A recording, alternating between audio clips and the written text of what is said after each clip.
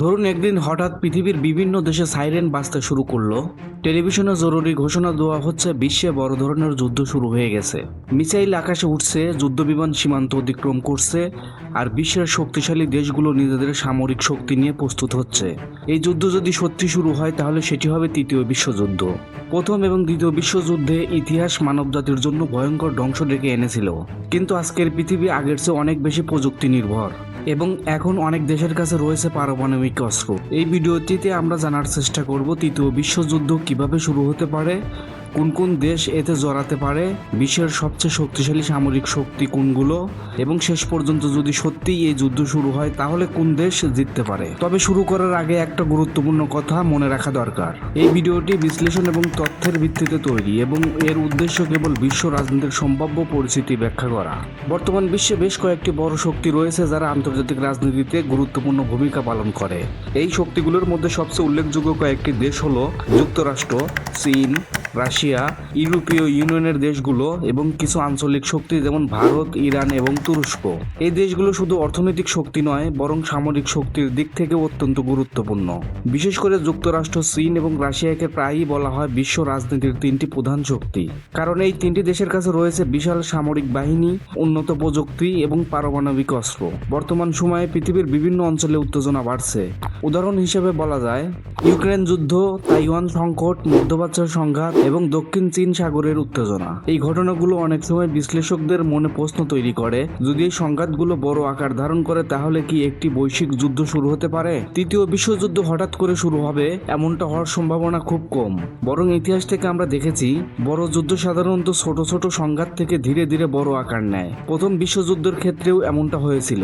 1914 সালে অস্ট্রেলিয়ায় archduke Hans ফার্দিনাকে হত্যা করার পর একটি ছোট্ট সংঘাত শুরু হয়েছিল, কিন্তু কয়েক মাসের মধ্যে সেই সংঘাত পুরো ইউরোপকে জড়িয়ে ফেলে। এভাবেই তৃতীয় বিশ্বযুদ্ধের সম্ভাব্য কারণ হিসেবে বিশ্লেষকরা কয়েকটি বিষয় উল্লেখ করেন। প্রথমত, তাইওয়ান সংকট। চীন দীর্ঘদিন ধরে তাইওয়ানকে নিজের অংশ বলে দাবি করে। অন্যদিকে যুক্তরাষ্ট্র এবং পশ্চিমা দেশগুলো তাইওয়ানকে সমর্থন করে। যদি এই ইস্যু নিয়ে সামরিক সংঘাত শুরু হয় তাহলে এটি খুব দ্রুত বড় আকার নিতে পারে। দ্বিতীয়ত, ইউক্রেন যুদ্ধ। রাশিয়া এবং ইউক্রেনের মধ্যে যুদ্ধ ইতিমধ্যে বহু বছর ধরে চলছে। এই সংঘাতে ন্যাটো দেশগুলো ইউক্রেনকে সমর্থন করছে। যদি এই যুদ্ধ সরাসরি ন্যাটো এবং রাশিয়ার মধ্যে সংঘর্ষে পরিণত হয় তাহলে পরিস্থিতি অত্যন্ত বিপজ্জনক হয়ে উঠতে পারে। তৃতীয়ত, মধ্যপ্রাচ্যের উত্তেজনা। ইরান, ইসরায়েল, সৌদি আরব এবং অন্যান্য দেশের মধ্যে রাজনৈতিক ও সামরিক প্রতিযোগিতা দীর্ঘদিন ধরে চলছে। যদি এই অঞ্চলে বড় ধরনের যুদ্ধ শুরু হয় তাহলে অনেক শক্তিধর দেশ এতে জড়িয়ে পড়তে পারে। যদি কখনো তৃতীয় বিশ্বযুদ্ধ শুরু হয় তাহলে সবচেয়ে গুরুত্বপূর্ণ বিষয় হবে সামরিক শক্তি। বর্তমানে বিশ্বের সবচেয়ে শক্তিশালী সামরিক বাহিনী হিসেবে প্রায় উল্লেখ করা হয় যুক্তরাষ্ট্রের সেনাবাহিনীকে। যুক্তরাষ্ট্রের সামরিক বাজেট বিশ্বের যে কোনো দেশের তুলনায় অনেক বেশি। তাদের কাছে রয়েছে অত্যাধুনিক যুদ্ধবিমান, বিমান বাহিনী, রণতরী, উন্নত মিসাইল প্রযুক্তি এবং শক্তিশালী পারমাণবিক অস্ত্র ভান্ডার।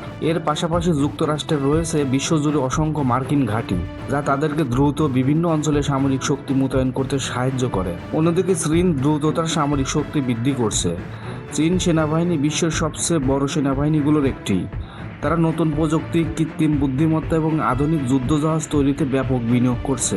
আরেকটি গুরুত্বপূর্ণ শক্তি হলো রাশিয়া। রাশিয়ার কাছে রয়েছে বিশ্বের সবচেয়ে বড় পারমাণবিক অস্ত্রগুলোর একটি। এছাড়া তাদের উন্নত মিসাইল প্রযুক্তি এবং প্রতিরক্ষা ব্যবস্থা আন্তর্জাতিকভাবে বেশ শক্তিশালী হিসেবে বিবেচিত। এখন পর্যন্ত আমরা এই ভিডিওটির প্রথম অংশে কয়েকটি গুরুত্বপূর্ণ বিষয় সম্পর্কে জানার চেষ্টা করেছি। আমরা দেখেছি বর্তমান বিশ্ব রাজনীতিতে কিভাবে বিভিন্ন অঞ্চলের উত্তেজনা ধীরে ধীরে বৃদ্ধি পাচ্ছে এবং কেন অনেক বিশ্লেষক মনে করেন যে ভবিষ্যতে বড় ধরনের বৈশ্বিক সংঘাতের সম্ভাবনা পুরোপুরি উড়িয়ে দেওয়া যায় না। আমরা আরও আলোচনা করেছি বিশ্বের প্রধান সামরিক শক্তিগুলো সম্পর্কে, বিশেষ করে যুক্তরাষ্ট্র, চীন এবং রাশিয়ার মতো দেশগুলো, যাদের সামরিক প্রযুক্তি, অর্থনৈতিক শক্তি এবং কৌশলগত অবস্থান আন্তর্জাতিক রাজনীতিতে অত্যন্ত গুরুত্বপূর্ণ ভূমিকা পালন করে। এই দেশগুলোর কাছে রয়েছে উন্নত যুদ্ধ প্রযুক্তি, শক্তিশালী সেনাবাহিনী এবং পারমাণবিক অস্ত্র। এ কারণেই যদি কখনো বড় ধরনের বৈশ্বিক সংঘাত শুরু হয় তাহলে এই শক্তিধর দেশগুলো সেই সংঘাতের কেন্দ্রবিন্দুতে থাকতে পারে। কিন্তু এখানেই একটি গুরুত্বপূর্ণ প্রশ্ন সামনে সামনে আসে। যদি ভবিষ্যতে সত্যি তৃতীয় বিশ্বযুদ্ধের মতো একটি বৈশ্বিক সংঘাত শুরু হয়, তাহলে কি দেশগুলো একা একা যুদ্ধ করবে, নাকি ইতিহাসের আগের দুই বিশ্বযুদ্ধের মতো আবারও বড় বড় আন্তর্জাতিক জোট তৈরি হবে? কোন দেশ কোন পক্ষের সাথে যোগ দেবে এবং সেই সম্ভাব্য জোটগুলো কতটা শক্তিশালী হতে পারে, এই প্রশ্নগুলি এখন আন্তর্জাতিক বিশ্লেষকদের আলোচনার কেন্দ্রবিন্দু। আর সবচেয়ে গুরুত্বপূর্ণ বিষয় হলো, এই ধরনের একটি যুদ্ধ শুধু সামরিক শক্তির লড়াই হবে না, এর প্রভাব পড়বে বিশ্ব অর্থনীতি, জ্বালানি বাজার, খাদ্য সরবরাহ এবং কোটি কোটি মানুষের জীবনের উপর। ভিডিওর পরবর্তী অংশে আমরা আরো বিস্তারিত জানাবো সম্ভাব্য বৈশ্বিক জোটগুলো কেমন হতে পারে, পারমাণবিক অস্ত্র এই সংঘাতে কি ধরনের ভূমিকা রাখতে পারে, এবং যদি এখন একটি যুদ্ধ সত্যিই শুরু হয় তাহলে পৃথিবীর ভবিষ্যৎ কেমন হতে পারে। তাই ভিডিওর পরবর্তী অংশটি দেখতে অবশ্যই চ্যানেলটি সাবস্ক্রাইব করুন।